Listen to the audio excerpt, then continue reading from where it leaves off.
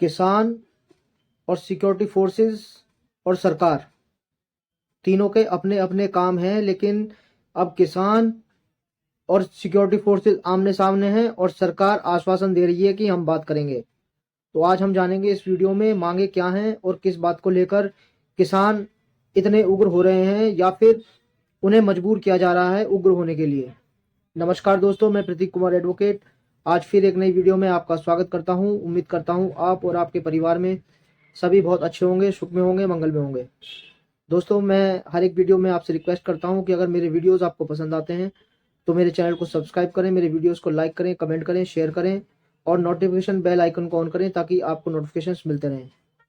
दोस्तों, लगभग 2 दिन से जो हंगामा चल रहा है वो किसानों और सरकार के बीच में जो तनातनी है वो काफ़ी उग्र होती जा रही है, जिसमें कि किसान जो कि पंजाब और हरियाणा का है वो बॉर्डर पर इस तरह से डटा हुआ है जैसे कि ना जाने आपस में आज वो क्या कर लेंगे। दोस्तों, दिल्ली चलो ये नारा इसलिए फेमस है क्योंकि हर प्रोटेस्ट की कहानी दिल्ली चलो से ही शुरुआत होती है और दिल्ली चलो इसलिए प्रमुख केंद्र भी है क्योंकि सारी राजनीति जो ऑपरेट होती है केंद्र की वो दिल्ली से ऑपरेट होती है, इसीलिए दिल्ली चलो का नारा हमेशा पॉपुलर रहा है। लेकिन अभी किसानों ने 2 दिन से जो हंगामा सड़कों पे चल रहा है कि दिल्ली चलो और सरकार से बात करो।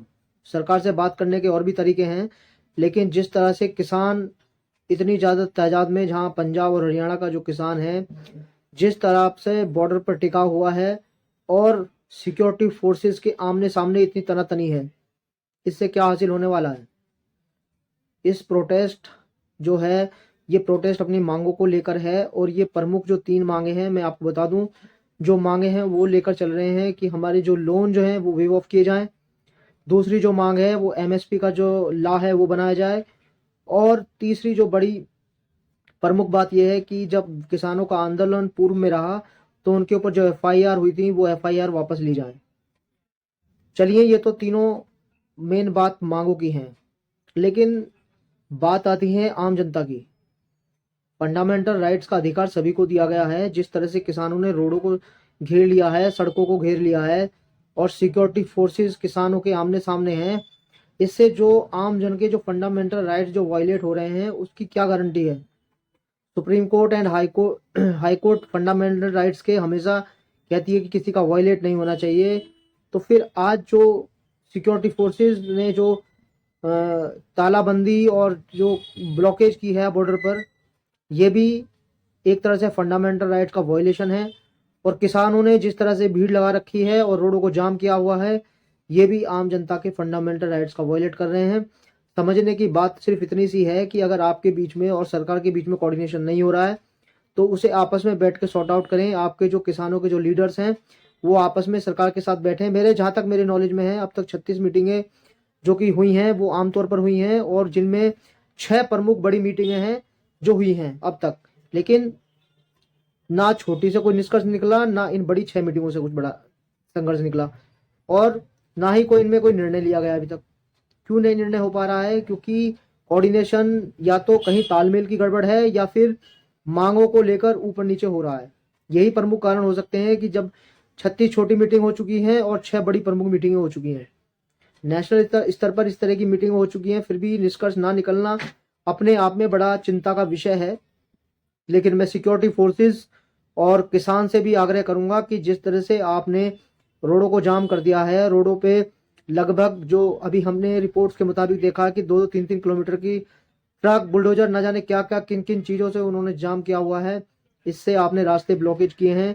ये आम जनता के जो फंडामेंटल राइट्स हैं वो सीधा सीधा वॉयलेट हो रहे हैं।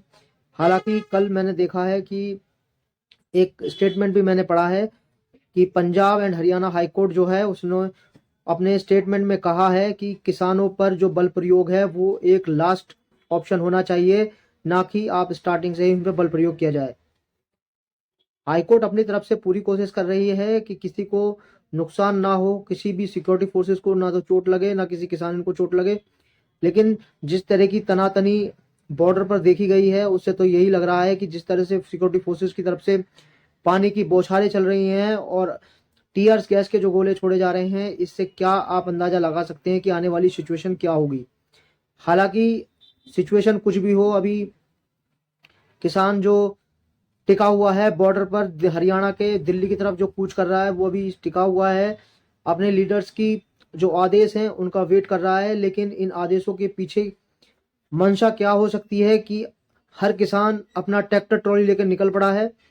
क्या इस बड़ा सवाल फिर भी वहीं आकर घूम फिर कर वहीं रुक जाता है कि चाहे हमारी ऑनरेबल हाई कोर्ट हो, चाहे हमारी ऑनरेबल सुप्रीम कोर्ट हो, या फिर हमारे फंडामेंटल राइट्स हो, या फिर सिक्योरिटी फोर्सेस की बात हो, या किसान की बात हो, या सरकार की बात हो, समझना सिर्फ इतना होगा कि इस हंगामे के बीच जो आम जन है वो कितनी प्रभावित है। आप उन सड़कों को घेर रहे हैं, हो सकता है कि वहाँ कोई मेडिकल ट्रीटमेंट की जो सुविधा आपने ब्लॉकेज की है उसे कितने लोगों की जान माल को नुकसान हो सकता है। आपको, किसान को ये भी समझना होगा, सिक्योरिटी फोर्सेस को भी समझना होगा।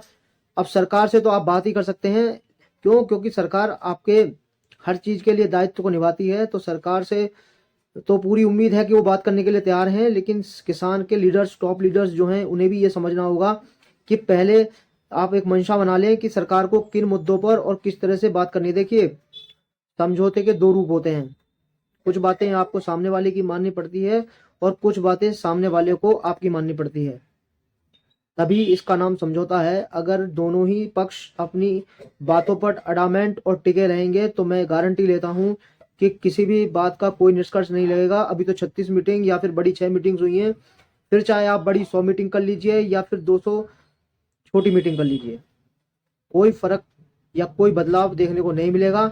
मैं दोनों ही पक्षों से कहूंगा कि पहले आप अपनी डिमांड्स को आमने सामने जो आप रख रहे हैं, थोड़ा सा आप झुकिए, थोड़ा सा किसान यूनियन भी झुकेगी, तभी इस निष्कर्ष का कोई जो सुझाव है या फिर कोई निर्णय है वो आप ले पाएंगे।